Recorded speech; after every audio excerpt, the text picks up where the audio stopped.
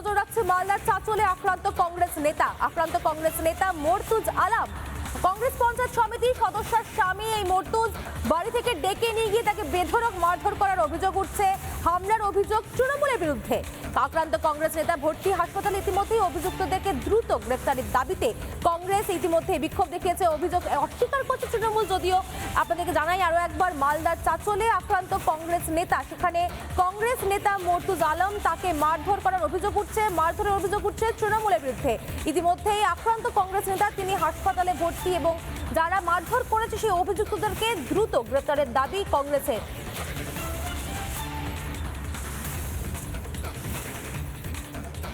নাশিদা খাতুন যে পঞ্চায়েত সদস্য যার স্বামীকে মারধর করা হয়েছে, তিনি কি জানিয়েছেন শোনাই আপনাদের।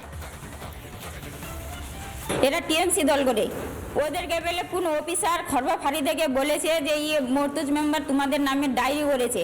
এবার ডায়েরির অনুযায়ী ওরা কি ডায়েরি করেছে না করেছে আসে ওদের এমনি বিক্ষোভ যে ও কেন আমাদের ডায়েরি করবে, ও আসুক এখানে, ওকে মার্ডার না করলে ছাড়বো না। ওই ডায়েরির ভিত্তি করে করেছে পরিকল্পনা মাপে এটা করছে। অনেক দিন থেকে এরা ছকার ছিল মারার জন্য, মারধর করেছে। অস্ত্র চাকু ছিল, তারপরে লাঠি ছিল, আরো ফাঁসা ছিল, অনেক কিছু ছিল। তারপরে ওই পাঞ্জা না কি বলে হাতে পড়ানো ছিল।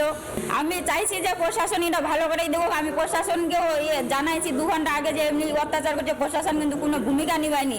প্রশাসন একবার আসলো চলে গেল।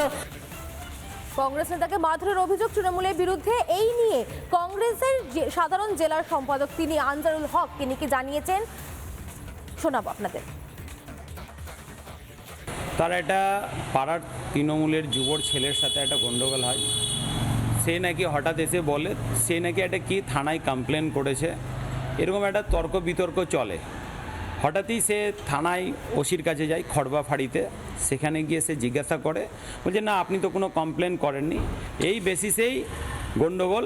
এবং যেই যুবক ছেলে তার পাড়ারই একটা ছেলে, তাকে পিছন থেকে পাঞ্চার দিয়ে মেরেছে।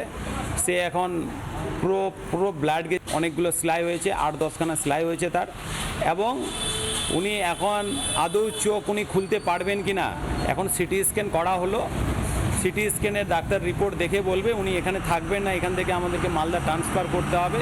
আমরা চাইছি যে উনি যেভাবে ইনজুরি হয়েছেন, যেভাবে ওনার আঘাত, সেইভাবে পুলিশ যেন এটা তদন্ত করে যারা প্রকৃত দোষী তাদেরকে যেন অ্যারেস্ট করে। আর এই বিষয় নিয়ে চাঁচলে কংগ্রেসের প্রার্থী আসিফ মেহবুব তিনি কি জানিয়েছেন শোনাই।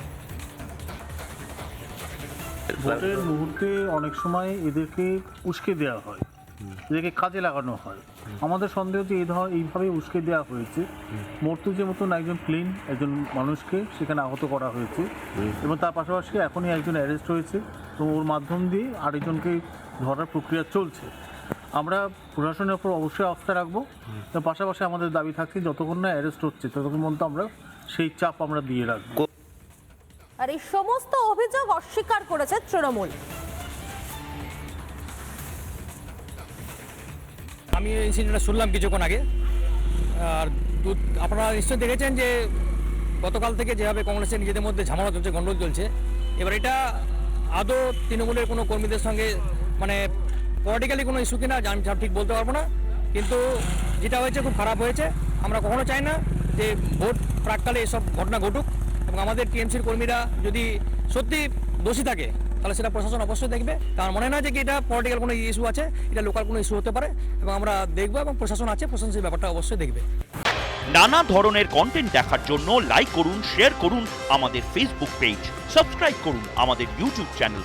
পাশাপাশি অন্যান্য ব্রেকিং নিউজের জন্য অবশ্যই চোখ রাখুন রিপাবলিক বাংলায়।